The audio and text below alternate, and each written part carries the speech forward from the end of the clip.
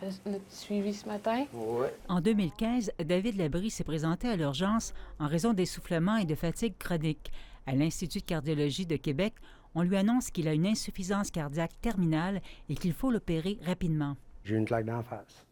C'est comme, franchement dire, c'était soit ça ou que je te déclarais mort. Hein. J'ai eu peur, comme que je n'allais pas passer au travers. On voit qu'il y a une fuite mitrale sévère. L'homme de 39 ans a subi une première opération pour se faire installer un cœur mécanique. En raison d'une complication, il a dû être opéré de nouveau pour lui poser un autre appareil. À cette époque, ses médecins n'avaient pas trouvé la cause de sa maladie. On savait que ce n'était pas un trouble d'origine cardiaque, comme la très grande majorité de ses patients. On voit ici son cœur à lui, on voit ici le cœur mécanique. C'est en voyant son état s'améliorer que le cardiologue Mario Sénéchal lui a demandé s'il prenait des drogues. David Labrie lui a alors annoncé qu'il consommait des amphétamines achetées sur le marché noir depuis 4 ans.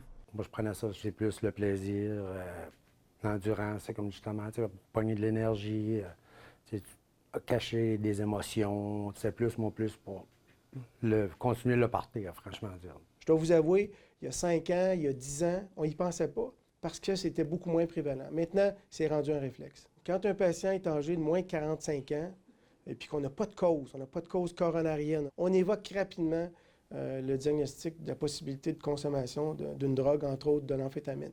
La fonction s'est normalisée. Un nouveau cas d'insuffisance cardiaque causé par les amphétamines est traité chaque semaine à la clinique d'insuffisance cardiaque de l'Institut, la plus importante au Canada. Ces patients âgés en moyenne de 30 ans représentent maintenant environ 10 de l'ensemble de la clientèle.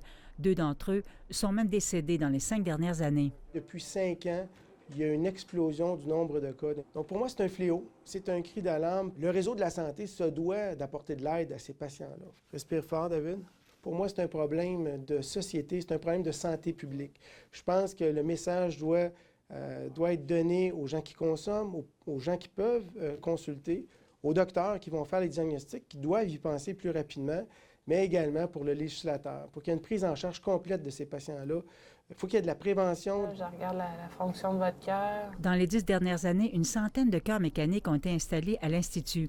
10 des cas étaient des consommateurs de drogue, dont la majorité des amphétamines. David Labrie a été parmi les premiers patients à bénéficier d'un cœur mécanique pour cette raison. Maintenant que son cœur va bien, il n'en a plus besoin.